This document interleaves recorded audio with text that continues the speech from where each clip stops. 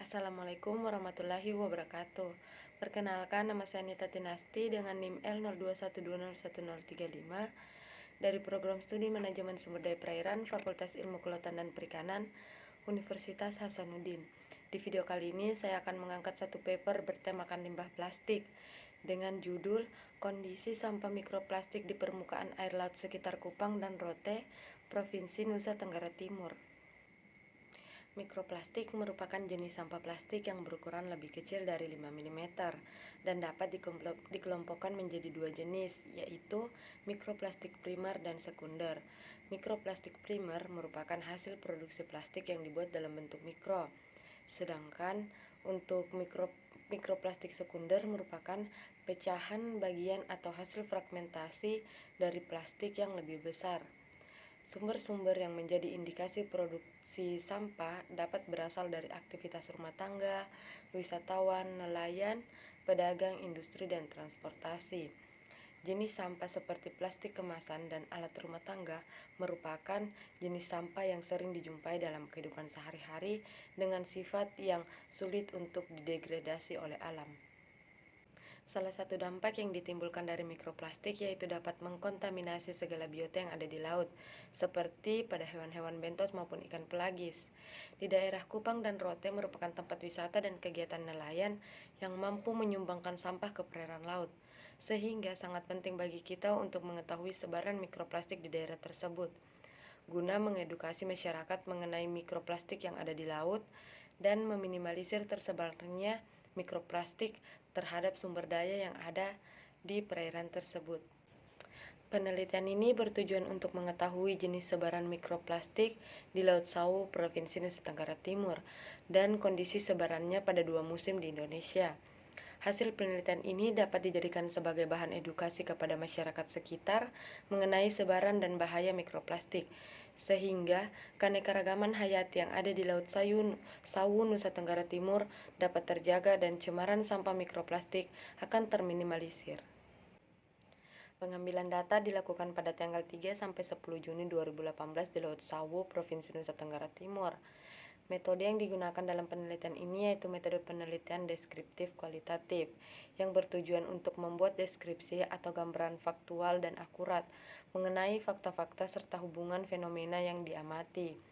Analisis deskriptif ini dilakukan dengan mendeskripsikan kelimpahan mikroplastik berdasarkan jumlah partikel per meter kubik, warna dan ukuran masing-masing lokasi.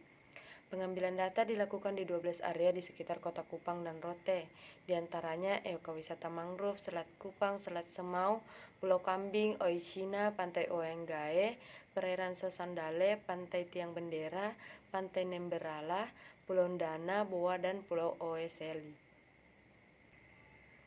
Hasil dan pembahasan. Yang pertama itu jenis mikroplastik. Beberapa jenis mikroplastik yang ditemukan di beberapa lokasi pengambilan data yaitu jenis fragmen, filamen, dan film. Ukuran mikroplastik yang ditemukan berkisar antara 10 mikrometer hingga 2 mm. Mikroplastik jenis fragmen di mana sampah mikroplastik ini merupakan hasil fragmentasi dari sampah makro yang disebabkan karena adanya radiasi sinar UV, gelombang air laut bahkan yang bersifat oksidatif dari plastik, serta sifat hidrolitik dari air laut. Mikroplastik jenis fiber merupakan sampah mikro yang kebanyakan berasal dari kegiatan nelayan di laut, seperti dari kapal, jaring, dan lainnya. Jenis film berasal dari kantong-kantong plastik dan kemasan makanan lainnya yang bersifat transparan. Sedangkan pelet merupakan bahan baku pembuatan plastik yang dibuat langsung oleh pabrik. Jenis ini termasuk mikroplastik primer. Selanjutnya yaitu kelimpahan mikroplastik. Kelimpahan partikel mikroplastik tertinggi terdapat pada stasiun Oishina dengan kelimpahan sebesar 0,051 partikel per meter kubik, yaitu mikroplastik jenis fragmen dan fiber.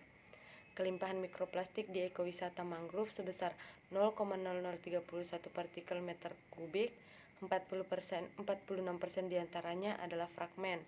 Selanjutnya yaitu di stasiun Boa, memiliki kelimpahan sebesar 0,015 partikel per meter kubik. Film juga ditemukan di Oeseli dengan densitas 0,0014 partikel per meter kubik. Densitas ini lebih rendah dengan densitas film yang ditemukan di bawah, yaitu sebesar 0,0046 partikel meter kubik. Selanjutnya itu jumlah sampah mikroplastik di Nembrala adalah 0,0064 partikel kilometer persegi dengan 63% diantaranya adalah fiber. Selanjutnya pada perairan Sosandale, mikroplastik yang ditemukan sebesar 66% berukuran sangat kecil dari yang lain. Hal ini menyatakan bahwa mikroplastik yang ditemukan telah mengalami proses degradasi yang cukup lama. Kesimpulan, adapun jenis mikroplastik yang paling dominan yang ditemukan di seluruh stasiun adalah berbentuk fragmen. Fragmen merupakan hasil potongan produk plastik dengan polimer sintesis yang sangat kuat. Hal ini juga disebabkan karena analisis mikroplastik pada sampel air tidak melalui proses yang memisahkan antara mikroplastik dengan partikel organik lainnya, sehingga ketika disaring masih terdapat residu selain mikroplastik dan sulit mengidentifikasi bentuk dari mikroplastik. Dari seluruh data mikroplastik yang ditemukan, warna mikroplastik yang paling mendominasi adalah berwarna hitam. Warna hitam dapat mengindikasi banyaknya kontaminan yang terserap dalam mikroplastik dan partikel organik lainnya. Mikroplastik yang berwarna hitam memiliki kemampuan dalam menyerap polutan yang tinggi dan juga berpengaruh terhadap tekstur dari mikroplastik. Itulah penjelasan saya mengenai kondisi sampah mikroplastik di permukaan air laut sekitar Kupang dan Rote, Provinsi Nusa Tenggara Timur. Sekian, wassalamualaikum warahmatullahi wabarakatuh.